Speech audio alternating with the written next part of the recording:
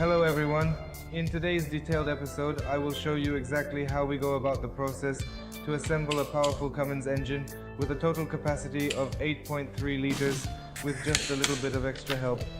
I hope you really enjoy watching the build. I already have the engine block ready. The surface of the block has been corrected.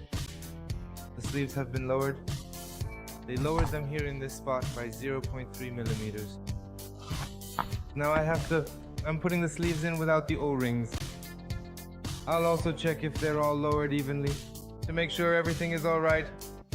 Then I'll put them in with the O-rings and continue assembling the engine.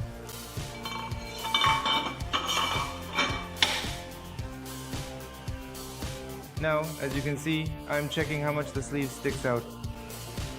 I'm pressing it against the block to the surface. I've set the gauge here. Right now it's showing 80. I'm moving on to the sleeve. And the reading changes, which means the sleeve sticks out 700.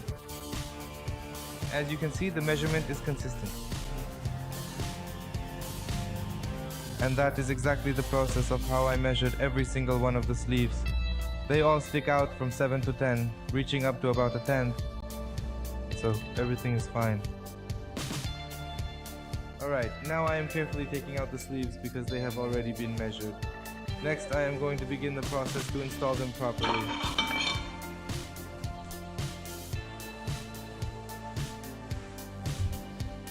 This is a single O-ring just for sealing. It goes right here. Now I'm installing the O-rings. This is more like a gasket because it's a flattened O-ring. It fits into this groove here, as you can see. I won't lubricate it with oil, and I'm installing the sleeves. Next one. Alright, I've installed all the O-rings. Now I'll lubricate with oil and press on the sleeves. That's something we still need to remember. Of course, here I have the sleeves lowered by 3/10 in this spot. The sleeves also fit additionally into these spots, these protrusions, as we can see here inside.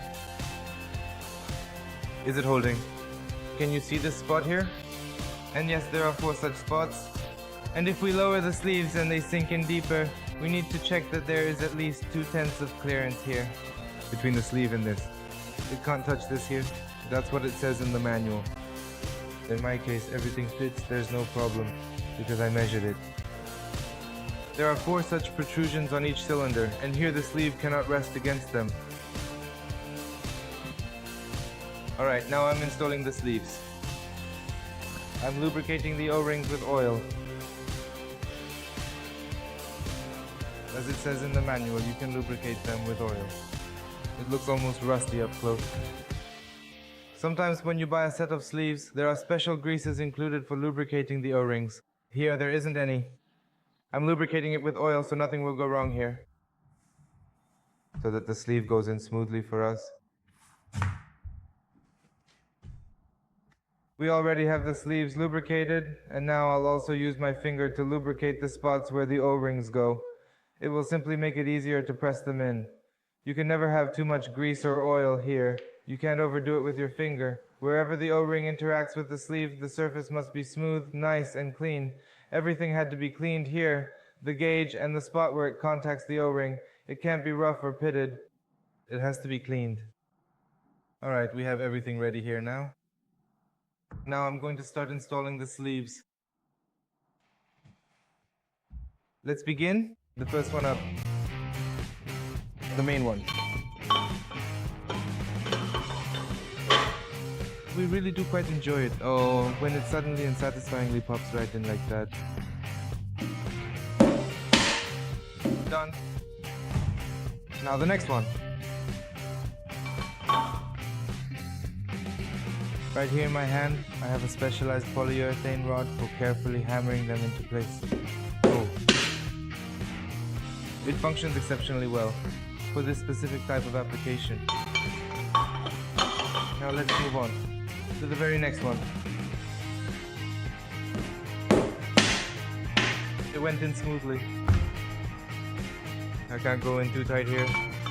I have to do it just right. Everything needs to be cleaned nicely before assembly. Then they'll go in smoothly for us. Just open the hole like this. Now, Let us move on to the next items in the sequence. After assembly, I'll flip the engine upside down and start working on the crankshaft. I need to take out the crankshaft and clean it because it was on the grinder and I would have just put it in like that. Oh, it popped in. They pressed it in like that for transport, but everything still needs to be blown out and cleaned. That's how it looks. Everything here has already been measured. The sleeves are fine here, so I'm just assembling everything for good now. Oh, we have the sleeves installed.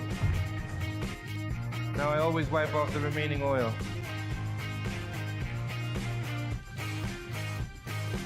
Everything is fine. Now I need to carefully rotate the block upside down, place it down firmly on the table, and make sure it is positioned correctly and stable. You should also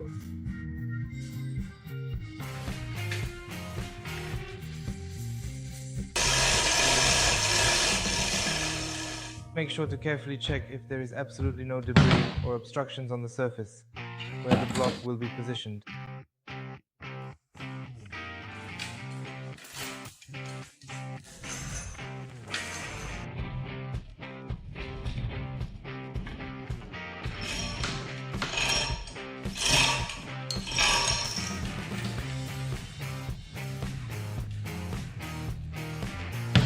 Now I'll unscrew all the main caps and remove the crankshaft. We'll clean everything, blow out all the channels, and reassemble it from scratch. That's already the 21st cap.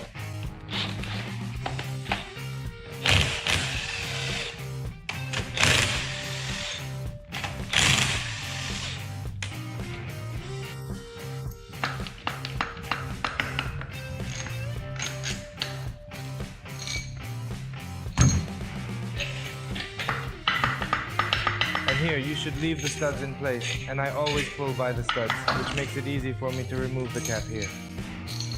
We don't pry with a hammer or anything, just gently lift the cap and gradually work it upwards. Alright, now we will carefully and slowly lift the entire crankshaft out of the engine block. That is not a problem at all.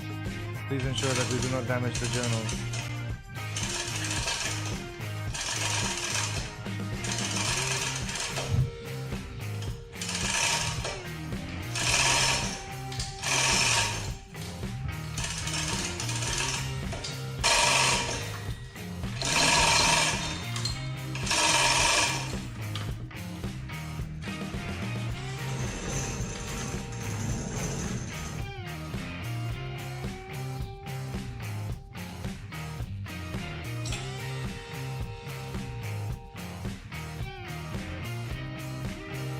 Right now I am going to wipe down and then thoroughly blow out every one of the oil channels within this engine block.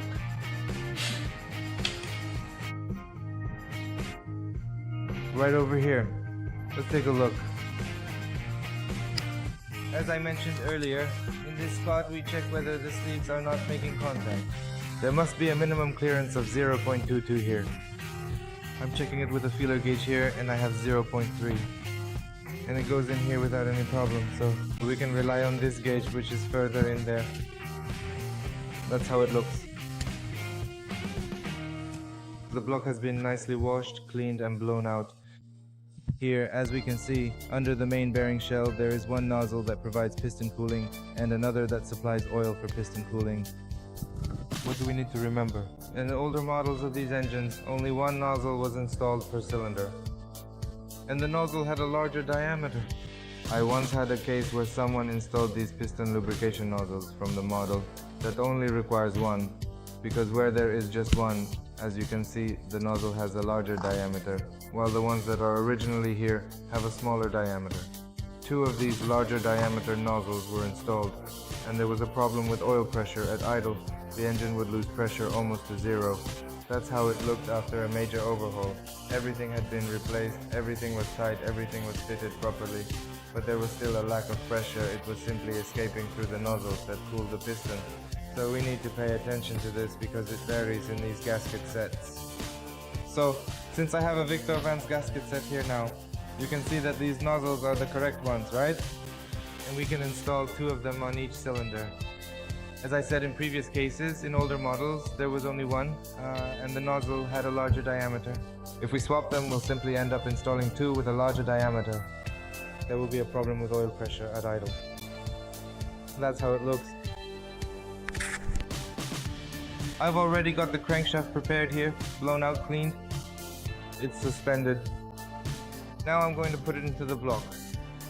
I'll lubricate the bearings with oil, and then I'll lower the crankshaft onto the block. Alright, the bearings are lubricated. Now we can move into the talisman.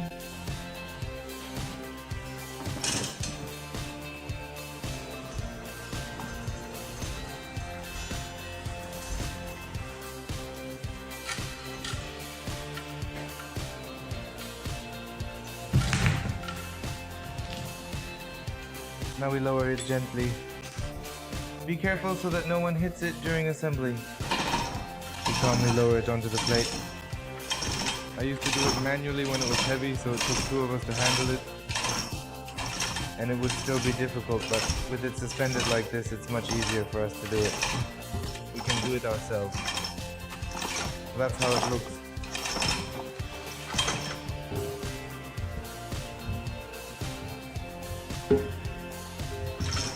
How's it going on your end? I can see it. Right back down here again.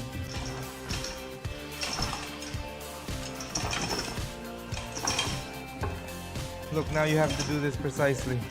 Perfect. We managed to put the shells on the main bearings. On the main journals. Now we're installing the main caps.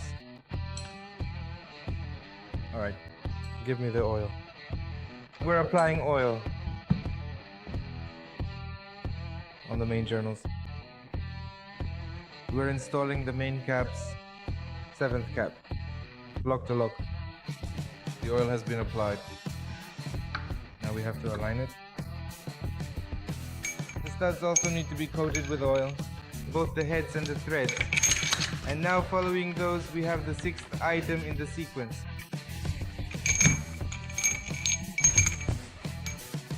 We'll pour some oil in as well. You'll see that these metal studs have been coated with a protective layer of oil.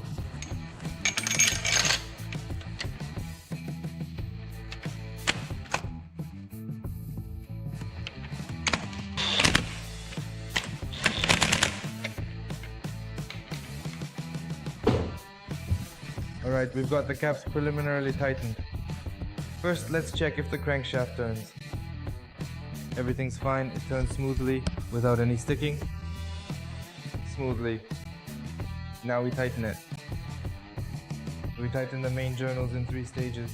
First 10 Newton meters, then 120 Newton meters, and finally 175 Newton meters. Now we're going to 50 Newton meters, one by one.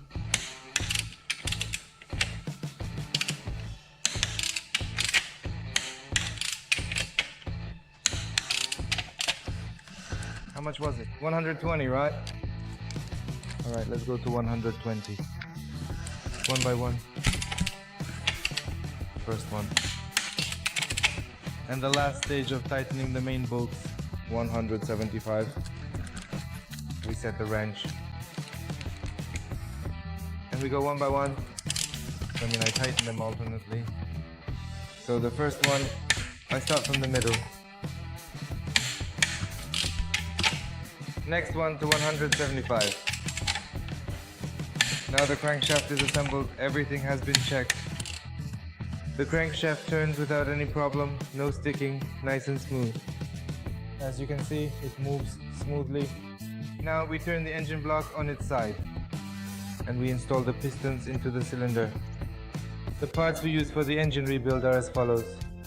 Kolben-Schmidt cylinder liners with this number. Moving on to the next part, we have the connecting rod bearings, which are also from Kolben-Schmidt in the standard factory size and marked with this part identification number. Then we have the rings. These are genuine original equipment rings from Cummins, as you can clearly see here. The pistons are from KMP, and this is their part number. Next, we have the brand new piston pin bushings. These are also sourced directly from KMP, as you can clearly see right here in front of us. As for the main bearings, they are also sourced directly from KMP, but I do not currently have the original packaging on hand, so I will make sure to provide the specific part number a bit later and display it clearly on the screen for you.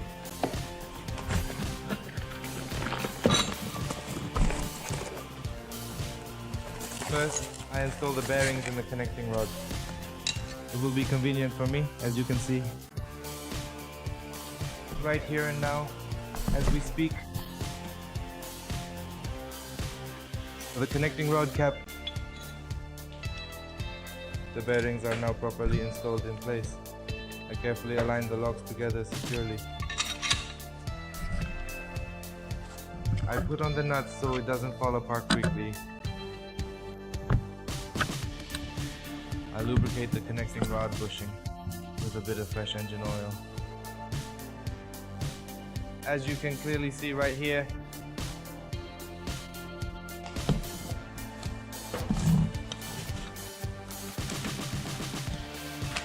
here I have a new piston and the retaining ring stays here. Now I put the retaining ring on one side of the piston. Here, assembly will be very easy because the pins are loosely fitted in relation to the piston. So we can assemble everything by hand, nicely and gently, without heating. First, the retaining clip, the circuit. And now on the piston there's a marking here that says front, meaning the front of the engine. It has to be mounted this way because, as we can see, the combustion chamber is offset and must be directly above the injector. And the connecting rod? The connecting rod must be installed in such a way that the markings face the camshaft. So in my case, it looks like this. The camshaft is on the same side as the injection pump and injectors. And the front of the tractor will be in this direction. Right? Oh, I see what you mean. So it will be like this. In the end, I suppose. That's how you can assemble it. Now the piston pin.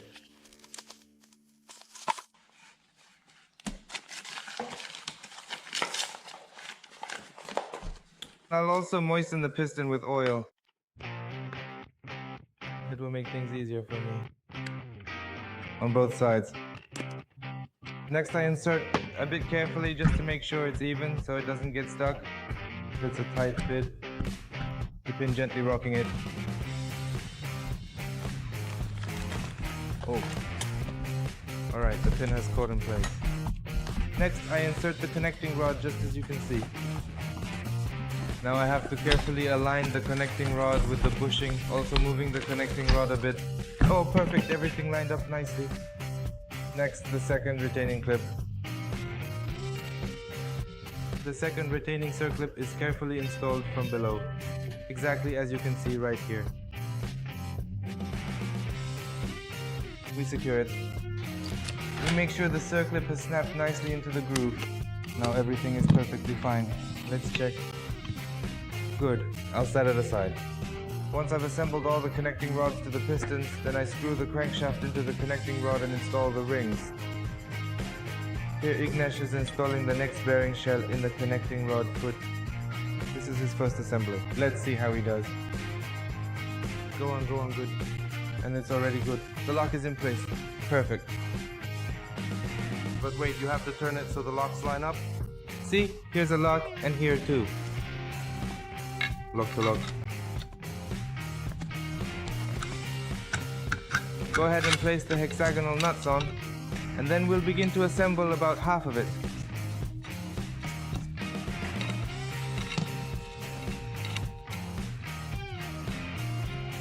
You've assembled your first connecting rod. Here Ignacio is assembling his first PSN cider. You have to fit it nicely. It's best to take it in your hand. Now you have to squeeze it with your hand. Squeeze it tight. Squeeze it hard. It takes a lot of strength, right? Squeeze it a little more. Too deep. You need a bit of strength, huh? Let me help you. See, now it's already installed.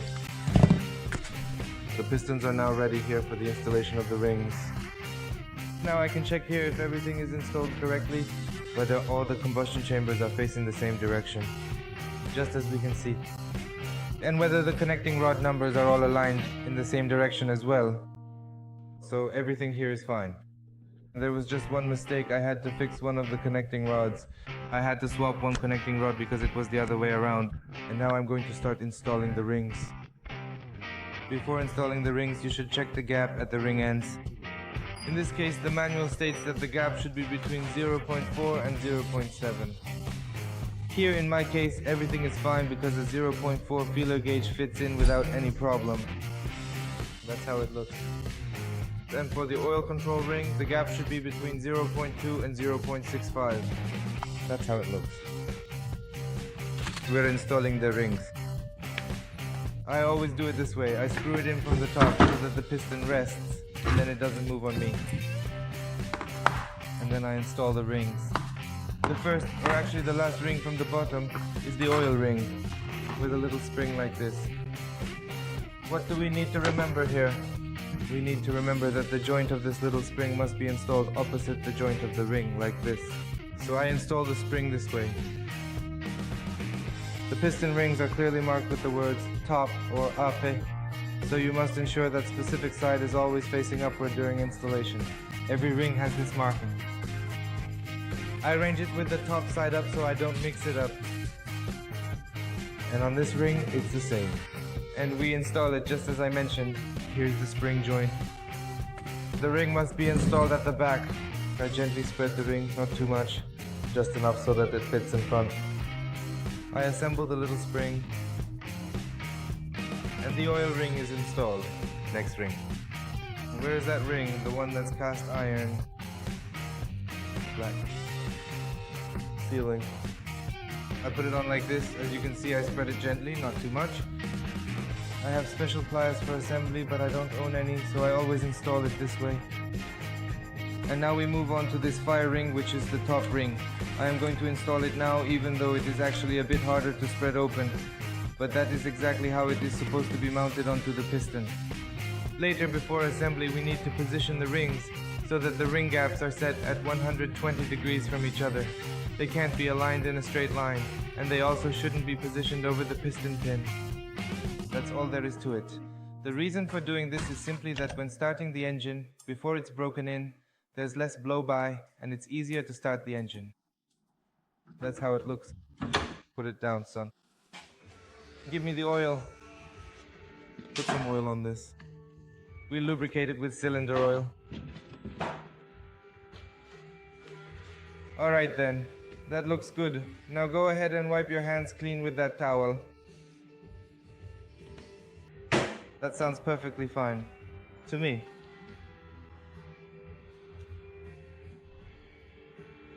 Give it here.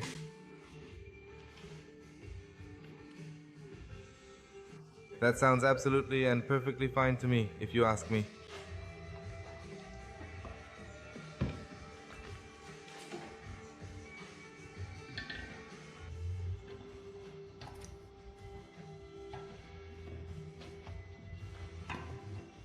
You need to make it even.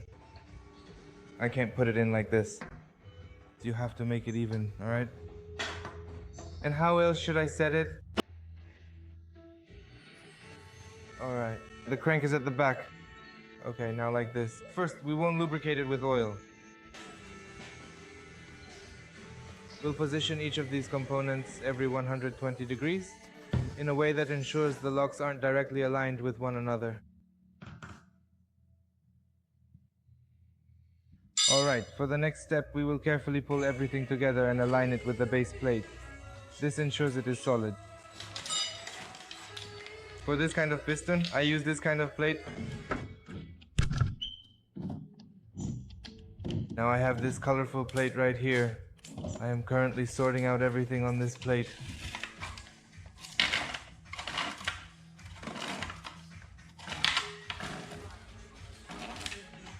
And look, is it set up properly? Yeah, both of them went in for you, right? The other one. Just the opposite one. Right? Yes. The opposite one. Alright, now we press it in. Gently so the rings go in nicely for us. Alright. Alright, all good. Now I'll go from that side and you, Ignash, will slide it in. Okay, I am just coming back now. Come on, come on, come on. Keep moving forward. Let's go right now.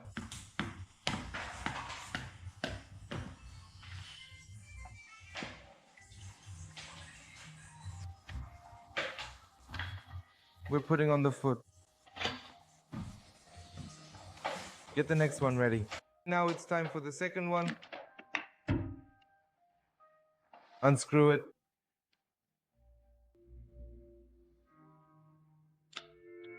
Ignash, check over there if it fits. Is it straight? Yeah, it's straight.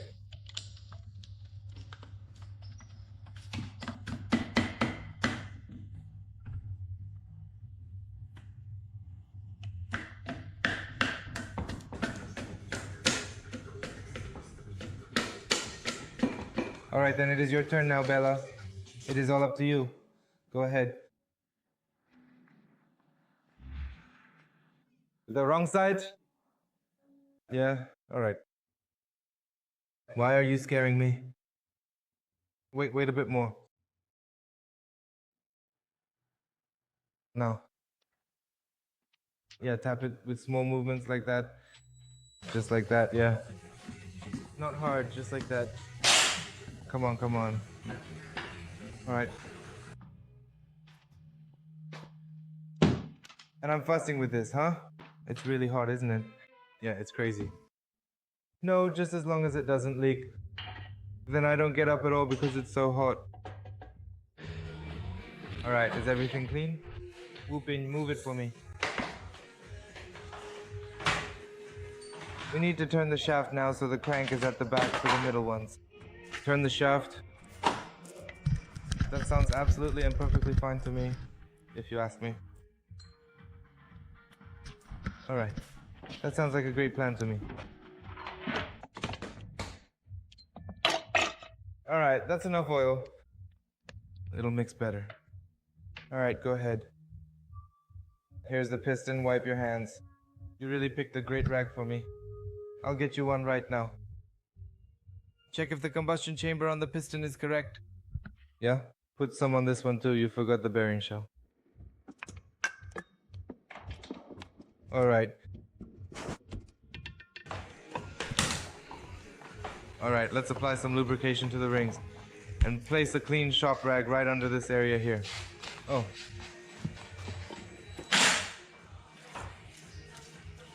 Alright, now you hold the camera, I'll compress the rings. What's wrong? Ignash, people won't watch us if we keep laughing like this. What, is this live? No. And you didn't set the rings, see?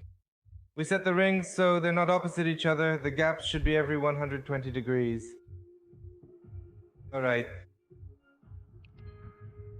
Oh, these bugs. It's so hot today, it's crazy.